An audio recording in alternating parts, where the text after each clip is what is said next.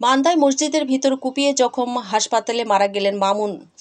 মান্দা নওগাঁ প্রতিনিধি। নওগাঁর মান্দায় মসজিদের ভিতর ঢুকে হাসুয়া দিয়ে কুপিয়ে গুরুতর জখম করা মামুনুর রশিদ মামুন ৩৮ চিকিৎসাধীন অবস্থায় মারা গেছেন। মঙ্গলবার ১৮ আগস্ট বেলা ১১টার দিকে রাজশাহী মেডিকেল কলেজ হাসপাতালে নিবিড় পর্যবেক্ষণ কেন্দ্রে চিকিৎসাধীন অবস্থায় তার মৃত্যু হয়।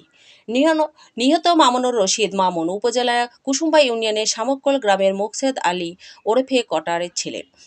গত ১৫ আগস্ট ভোরে ফজরের নামাজের সময় শামুককল গ্রামের একটি মসজিদে তাকে হাসুয়া দিয়ে কুপিয়ে জখম করার অভিযোগ ওঠে তার আপন শালক ইসমাইল হোসেনের বিরুদ্ধে। স্থানীয়রা গুরুতর আহত মামুনকে উদ্ধার করে প্রথমে মান্দা উপজেলা স্বাস্থ্য কমপ্লেক্সে ভর্তি করেন। সেখানে অবস্থার অবনতি হলে তাকে রাজশাহী মেডিকেল কলেজ হাসপাতালে স্থানান্তরিত করা হয়। ৩ দিন চিকিৎসাধীন থাকার পর মঙ্গলবার তার মৃত্যু হয়। পুলিশ ও স্থানীয় সূত্রে জানা যায়, ফজরের নামাজ চলাকালে ইসমাইল হোসেন হাসুয়া হাতে মসজিদের বাইরে অবস্থান করছিলেন। নামাজ শেষ হওয়ার পর তিনি মসজিদের ভিতর ঢুকে মামুনুর রশিদের উপর অতর্কিত হামলা চালান। হাসুয়ার আঘাতে মামুন গুরুতর আহত হলে ইসমাইল হোসেন ঘটনাস্থল থেকে পালিয়ে যান।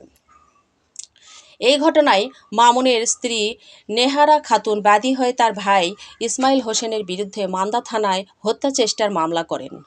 মামুনের মৃত্যুর পর মামলাটি হত্যা মামলায় রূপান্তরিত প্রক্রিয়া চলছে বলেও জানিয়েছে পুলিশ। ঘটনার পর থেকে অভিযুক্ত ইসমাইল হোসেন পলাতক রয়েছেন। স্থানীয় কয়েকজন বাসিন্দার দাবি, পারিবারিক বিরোধকে কেন্দ্র করে মামুন ও ইসমাইলের মধ্যে দীর্ঘদিন ধরে বিরোধ চলছিল। তাদের ভাষ্য, কয়েক বছর আগে ইসমাইল মাদক সংক্রান্ত একটি মামলায় গ্রেপ্তার হয়ে কারাগারে গেলে তার স্ত্রীর সঙ্গে মামুনের ঘনিষ্ঠতা তৈরি হয় বলে অভিযোগ ওঠে। বিষয়টি জানাজানি হওয়ার পর দুই পরিবারের মধ্যে বিরোধ সৃষ্টি হয়। এই জের ধরে এর আগেও মামুনকে হত্যার চেষ্টা করা হয়েছিল বলে স্থানীয়রা দাবি করেন।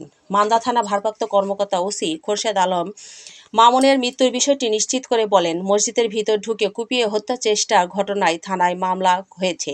আহত ব্যক্তি মারা যাওয়ায় মামলাটি হত্যা মামলায় রূপান্তরিত করা হবে। পলাতক আসামিকে গ্রেপ্তারের চেষ্টা চলছে।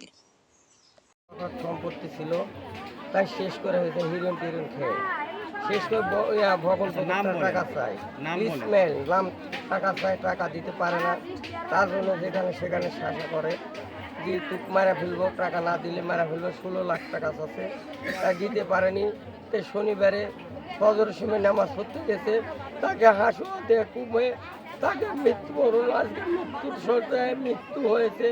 তার আমরা বিচার চাই, তার বিচার চাই। তার বিল্ডিং ছান দিছে, বিল্ডিং ছানার পর থেকেও একটা সন্ত্রাস, নেশাখোর, হিরোইনখোর, গাঁজাখোর, সে সবসময় নেশার উপর থাকে। তার কাছে কোনো টাকা পয়সা নাই। যে ইসমাইল আমার ভাইকে খুন করছে, সে ইসমাইল, তার কাছে কোনো টাকা পয়সা কিচ্ছু নাই। সবসময় আমার ভাইকে হুমকি দেয়, সবসময়। শুক্রবার দিন মসজিদ থেকে নামাজ পড়ে আসার সময় সে আমার ভাইকে হুমকি দিছে, এখানেই যে তুই আর ঘর ছুতার ভাগ্য হবে না, এরকম করে প্রতিদিন হুমকি দেয়। আমার ভাই কোনো পদক্ষেপ নেয় না, যে আমায় মিছাই বলিচ্ছে।